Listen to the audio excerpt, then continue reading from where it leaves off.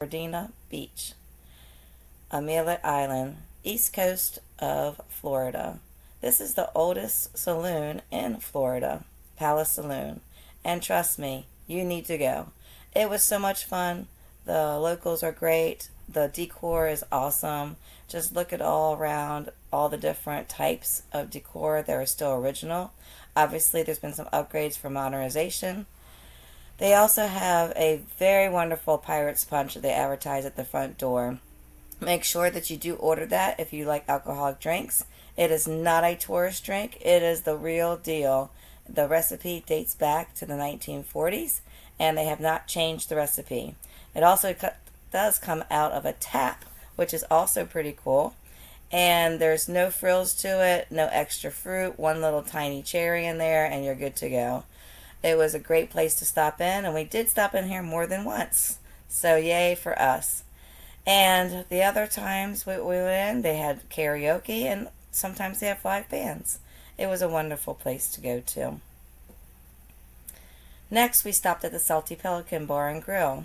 It's right there on the water view. It was a lovely place. Downstairs, we had crab dip, which some people said was the best crab dip they ever had. I did not. We also, the next day, had oysters. Did not enjoy the oysters either. So this is a tourist bar area. If you like that kind of thing, you can go there. The one night we stopped by the Sandbar restaurant, and lovely shrimp cocktail here. Let me tell you, one of the best shrimp cocktails I had. She crab soup, I would give that about a 7. And also their seafood pizza and other pizzas they have there, I give that a 10 out of 10. Next we went to breakfast, and we went here, as you can see on the water view. They had fresh squeezed orange juice with Tito's, which is one of my favorites. We split the shrimp and grits, which was also a 10 out of 10. Excellent in flavor. We also got a side of andouille sausage. It was a little spicy for me, but my husband enjoyed it. We tried to go get some seafood, Atlantic seafood. It was a dud, and there was hardly anything there. There are some pictures here of around town, historic landmarks that I took pictures of for anybody who is interested in that would like to read it. The town is very, very historic. It's just lovely, lovely town. It was quiet with a little bit of noise. Beautiful weather that we had as well. We walked around all downtown area, discovered some other areas to pop in and out of.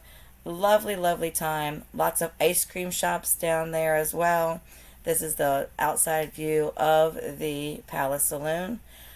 Next weekend is going to be the Shrimp Festival, which is a big deal down here. I have not been here yet for the Shrimp Festival. However, a lot of businesses do paint their windows, and it shows you about the festival, and they're just so amazed about their shrimp there. We also took a catamaran, not necessarily a catamaran, but a boat tour of the island and also up to Georgia area, which was very close. It was a very lovely time. I totally suggest it. Here's some video. Full porcelain toilet in the back if you haven't found it. Quite luxurious. Marked Royal Flush. Be mindful of what you put in the bathroom though. It's a marine toilet. It's very finicky, and so just natural stuff and toilet paper go in there. Everything else has to go in the garbage can. Cold bottled water in the back. We ask for a $1 bottle donation. And you go help yourselves to the water. If you don't have $1, you gotta have a water. Go take the water. It's not my water. Okay, that. Sunscreen, bug spray, hand sanitizer right up here in front of my help. If you folks up front want some sunscreen, help yourselves. And I have bins of blankets in the back if you get chilly, but if you do, you should check your pulse. Good. All right, that's it for here. David Yulee's New Fernandina right here on the right-hand side. This is the waterfront area downtown. What's going on here? I can tell you nothing. Nothing ever goes on in Fernandina. Nothing happens here. 5 councilmen run the town, and they're all bickering about what to do with this property. They all have a different idea, so nothing's ever going to get done. It's just the way we like it in Fernandina. It's all by design. Everything moves slowly down here. The shrimping industry was invented right here. That started in the 1850s when David Yulee rolled into town. Train guy out of New England had a great idea, wanted to run a train straight across the state of Florida, east coast to west coast. Chose Fernandina. We had a naturally deep 50-foot harbor all along the bank wall here, so we could bring ships in at any tide. Ran it right through the state, Gainesville, over to Cedar Key, 157 miles away. Take a train 12 hours coast to coast. At that time, it took 35 days to sail from this location down around the Keys up past Tampa. So he saved all that time. It was a huge success when it launched in 1860, and it lasted 9 months. Wow. Civil War broke out. Both sides occupied our island, tore up the train tracks, reinstalled in the 1874 area, and this time they tied into the North-South Railway, a railway that came down from Boston through every major by the millions. They modified a net they brought called an otter trawl net. First year, they brought 3 million pounds to the dock. 2.5 million pounds spoiled right here and shoveled it into the waterway. No market for shrimp, no one knew about them. Locals on the island, Mike Salvatore's credited with the idea. We're going to load the shrimp onto the train and we're going to get off at the ports. We're going to cook them up for free. We're going to give them away and get the word out there. And it began to grow and it took off. Shrimp quickly became the most popular seafood in the country. Today's the most popular in the world. In 1978, we had 7 pack outhouses and 156 shrimp boats. That was our last good year at 43 million.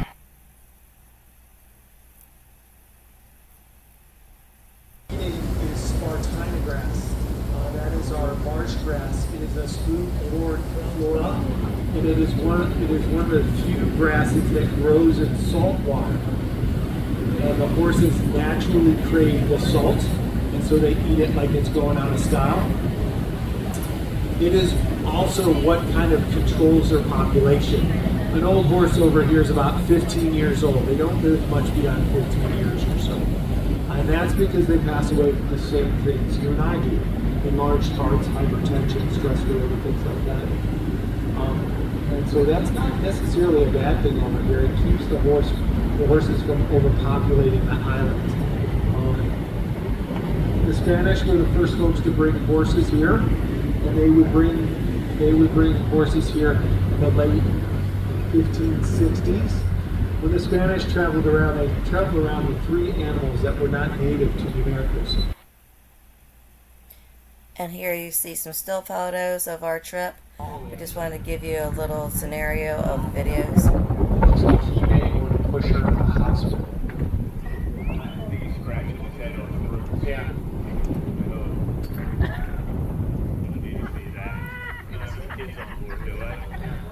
Yeah, that's where to go. That's exactly. Yeah, so he's scratching his head on that branch. Everybody loved the horses and the dolphins. It was just a lovely time. I do suggest you taking a boat ride and getting the history of this town. Their stomachs are amazing. They have 3 specific chambers within their stomachs. Just like my kids, they don't chew their food, they just grab it and swallow it whole. And that first part of the stomach processes that unchewed food. The second part further breaks it down. And the third part takes it in through their intestines. You have to remember, these animals are moving. And again, here you go. Ice cream shops everywhere. Pirates everywhere. Get yourself a picture with the pirate. And we just had a great time. I highly recommend this. Thanks for watching. Give me a thumbs up. Also, live music everywhere.